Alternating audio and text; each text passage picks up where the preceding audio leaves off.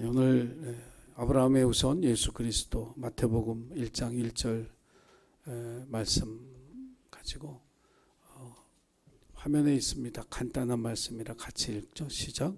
아브라함과 다윗의 자손 예수 그리스도의 계보라. 이게 마태복음을 시작하는 그런 말씀입니다. 자, 아브라함 믿음의 조상이지만 처음부터 믿음이 견고했던 건 절대로 아니죠. 살아있는 모든 순간에 하나님의 살아계심을 증언했던 그런 훌륭한 사람도 아니었습니다. 그리스도의 증인, 하나님의 증인이 되기까지 아브라함도 훈련과 연단을 받았습니다. 그러니까 우리에게 훈련과 연단이 필요하다는 이야기를 하는 거예요. 저와 여러분이 살아계신 하나님을 세상에 나타나는 사람이 되려면 훈련과 연단이라고 하는 이 과정 없이 되어지지 않는다라고 하는 걸 우리가 받아들여야 한다라고 하는 겁니다. 제임스 화이트 목사가 하나님과의 친밀한 사귐이라는 책 속에서 1995년에 이 보스니아 내전에 미군이 투입이 됐거든요. 거기에서 이제 격추되었던 스코트 오그레이디 그 편대장의 이야기를 거기에 실었습니다. 격추돼서 이제 그 보스니아 어떤 산지에 떨어진 그는 6일 동안 곤충을 잡아먹고 빗물을 받아 먹으면서 버티다가 해병대원들에게 구조를 받았습니다. 그 일로 인해서 이 오그레이디라고 하는 이 편대장이 세상의 주목을 받았지만 그는 자기가 그 격추된 상황 속에서 그 일주일간 생존할 수 있었던 그 힘은 어디에서 왔느냐 하면 그가 워싱턴 주에 있는 페어차일드 공군기지에서 받았던 17일 동안의 생존 훈련 때문이었다고 이야기를 했습니다. 그러니까 생존 훈련을 통해서 생존하는 법을 배웠던 거예요. 그것도 17일 동안. 그러니까 불시에 격추가 되어서 어떤 오지에 떨어졌을 때 어떻게 생존해야 하는가를 실제로 17일 동안을 체험을 하게 만들고 훈련하게 만들었던 거예요. 그래서 일주일 동안 그 보스니아의 그 산림 그곳에서 생존을 유지할 수 있었던 거죠. 그 훈련을 자기의 삶에 적용했기 때문에 살았던 거예요. 제임스 화이트 목사는 이런 얘기를 합니다. 성경은 이 세상에서 그리스도인이 살아남을 수 있는 생존 훈련의 책이다. 그것을 정보로만 여기지 말고 세상을 살면서 실제로 적용하고 실천할 때 우리도 이 세상 속에 그리스도인으로 생존할 수 있다라고 하는 거죠. 그러니까 많은 사람들이 세상에 나가면 세상 사람처럼 생존은 하지만 그리스도인으로 생존하지는 않는 경우가 많다라고 하는 걸 지적을 하는 거예요. 그래서 우리는 이 생존을 위한 훈련이 이 대위를 살렸던 것처럼 저와 여러분도 성경 말씀대로 세상을 살아내는 그런 그리스도인이 되어야 할 줄로 믿습니다. 자, 하나님이 아브라함을 다루기 위해서 사용하셨던 두 가지 도구가 있어요. 믿음의 사람으로 만들기 위해서 사용했던 첫 번째 도구는 기근입니다. 하나님은 늘 푸른 초장 쉴 만한 물가로 인도하셔서 우리를 훈련하고 연단하는 게 아니에요. 하나님은 우리가 가장 싫어하는 거, 가장 피하고 싶은 거, 뭐 고대 아브라함 시대의 기근은요 죽음이잖아요. 양식이 없어지는 건데 그걸 견뎌낼 재간이 있는 사람이 어디 있겠어요. 근데 하나님은 아브라함을 다룰 때 기근이라고 하는 것을 통해서 아브라함을 다뤘습니다. 창세기 12장을 읽어보면 아브라함이 점점 이 가나안 땅에 와가지고 점점 조금씩 이동을 하는데 남쪽으로 가요. 그러니까 처음 하나님이 그 하나님의 제단을 쌓았던 곳에서 조금씩 남쪽으로 갑니다. 그러니까 남쪽이 어디예요? 이집트거든요. 자기도 모르게 가요. 이 사람이라고 하는 게요, 뭘 쫓아가냐면 익숙한 환경을 쫓아가요. 그러니까 우리가 네, 새로워져야지. 새로운 결심을 하고 의지를 가지고 노력을 해도 어느새 가보면 또 익숙한 데로 가 있는 거예요.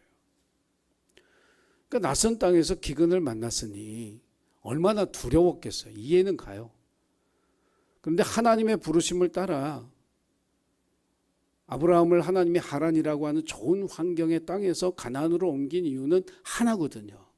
너는 환경의 지배를 받는 사람이 되지 말고 믿음으로 나를 보고 살아가는 사람의 표본이 돼야 된다는 거예요. 좋은 환경에서 사는 사람은 많이 있어. 그런 사람들은 뭐 본받을 거 없어. 근데 나는 너를 굳이 그 땅에서 가나안 땅으로 옮긴 이유가 뭐냐면 너를 하나의 본보기로 삼고 싶은 거야. 가나안 땅 같은 척박한 환경 속에서도 믿음으로 살아낼 수 있는 사람이 있다는 걸 세상에 보게 하고 싶어. 이게 아브라함을 가나안 땅으로 옮긴 하나님의 목적이거든요. 근데 기근은 그런 하나님의 부르심, 그것을 알았지만 두려운 거예요. 우리 가족이 다 죽을 수 있다라고 하는 그런 두려움 때문이죠. 그래서 창세기 12장을 읽어보면 8절서부터 16절까지 쭉 이야기 속에 하나님이 없어요. 계속 남방으로 가고 자기 아내를 누이라고 속이고 그래가지고 바로가 주는 막 짐승 받고 하는 그 8절부터 16절까지 이야기 속에 하나님이 없어요. 다 아브라함의 의지고 다 아브라함의 생각인 거예요. 17절에 가서 하나님께서 바로의 집에 재앙을 내리시니 하나님 거기에 간섭하시는 거거든요. 그러니까 8절부터 16절까지 아브라함의 의지대로 할 때 하나님 침묵하고 있어요. 그냥 내버려둬. 아브라함이 자기가 어떤 존재인지를 보게 하시는 거예요. 여러분, 우리가 시련을 당하고 역경을 당할 때 힘들어, 괴로워, 고통스러워. 아니, 하나님이 우리에게 자신을 보라고 하시는 하나님의 음성, 하나님의 사인을 저와 여러분이 발견해야 할 줄로 믿습니다. 아까 말씀드린 대로 척박한 환경이지만 믿음으로 살아가는 본보기를 보고 싶었던 그 하나님의 기대를 아브라함이 여지없이 깨뜨려 버렸거든요. 그러면서 이제 하나님보다 더 큰 세상 이집트가 보이고 하나님보다 더 큰 바로가 보이는 거죠. 그래서 자기 목숨을 구걸하기 위해서 필요했던 한 가지가 뭐냐면 거짓말입니다.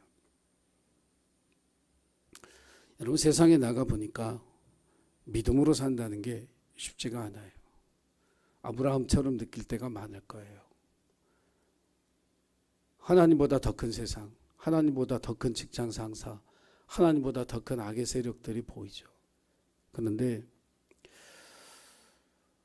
그 모습 속에 하나님이 아브라함을 불러내셨듯이 우리를 세상 가운데서 불러내셔서 구별하신 하나님의 목적, 그 세상 속에 나는 믿음으로 살아가는 한 사람의 본을 너를 통해 세상에 보이고 싶다라고 하는 거예요. 이것을 저와 여러분이 꼭 기억하고 살아가야 할 줄로 믿습니다. 그래서 지금 기근이라고 하는 것을 통해서 아브라함을 다루신 것처럼 우리에게도 동일한 것으로 우리가 참 힘들어하고 괴로워하는 것으로 우리를 다루실 때 우리 자신이 어떤 존재인지를 발견하고 하나님이 나를 부르신 그 부름의 뜻, 이것을 놓치지 말고 그것을 꼭 붙들고 살아갈 때 저 여러분도 아브라함처럼 믿음의 계보를 이어가는 위대한 믿음의 사람으로 세워져 갈 줄로 믿습니다. 두 번째 사용하신 게 인내죠. 인내 훈련이에요. 인내 훈련은 엄청 중요합니다. 그리스도인은 참고 기다릴 줄 아는 사람이에요. 지금 우리는 기다리고 살잖아요. 뭘 기다려요? 다시 오실 주님을 기다리거든요. 이게 우리가 가끔 잊어버리는데 나는 기다리는 사람이에요. 주님 다시 오심을 기다리는 사람이에요. 그래서 요즘 같아서는 빨리 오셨으면 좋겠다고 생각해요. 이렇게 혼란스러워서요. 주님 빨리 오셨으면 좋겠습니다. 뭐 그렇게 기도하는 분들도 있는 것 같은데 그건 뭐 우리가 빨리 오라고 뭐 빨리 오시라고 기도해서 빨리 오실 분은 아니고 주님의 때에 오실 거니까 뭐 그런 기도는 해나 마나 소용이 없어요. 75살쯤에 하나님 아브라함 부르시고 78살쯤에 아브라함에게 아들을 주시겠다고 하시고 22년 만에 주셨죠. 참 오래 기다린 거죠. 22년, 여러분 22년 깁니다. 네. 22년 우리 서민주 청년 22년 빼면 저기 서동주 청년은 거의 젖먹이 수준이 되겠네요. 22년 빼면. 엄청나게 긴 세월이. 그러니까 어느 때까지 기다리게 하시느냐. 진이 다 빠질 때까지. 인간의 가능성이 사라질 때까지. 그러니까 우린 조급하잖아요. 그러니까 우리가 조급한 이유는 하나예요. 하나님의 약속이 없어졌기 때문에 조급한 게 아니라 내가 가지고 있는 인간적인 가능성이 점점 사라지거든. 그러니까 조급해지는 거예요. 막 그게 두려운 거예요. 하나님의 약속은 그대로 있거든요. 하나님은 그대로 계신데 영원하신데 우리는 기다림에 왜 지치느냐 하면 왜 그걸 두려워하느냐 하면 우리가 가진 가능성이 자꾸 들어주니까. 근데 우리가 하는 게 아니잖아요. 하나님이 하실 거잖아요. 우리가 가진 가능성하고 아무 상관없어요. 믿음은 그런 거잖아요. 내가 가지고 있는 가능성 가지고 다 했으면 뭐 벌써 이 땅에 하나님 나라 왔지. 천국이 왔지. 다 예수 믿었지. 그런데 그게 아니고 인간의 가능성이 다 사라질 때까지. 사라의 태가 다친 것과 그래서 로마서 4장 19절에 그가 백세나 되어 자기 몸이 죽은 것 같고 사라의 태가 죽은 것 같음을 알고도 믿음이 약하여지지 아니하고. 상관없어. 인간의 가능성은 상관없어. 그 전혀 상관없어. 왜? 하나님 살아계시고 그 약속이 유효하거든요. 그걸 믿을 때까지 기다리게 하시고 하나님의 복된 열매를 주셨다라고 하는 거. 사랑하는 우리 예신 가족 여러분, 아브라함의 그 모든 연약함에도 불구하고 우리에게 위로가 되는 말씀, 제가 참 좋아하는 말씀, 로마서 11장 29절 하나님의 은사와 부르심에는 후회하심이 없느니라.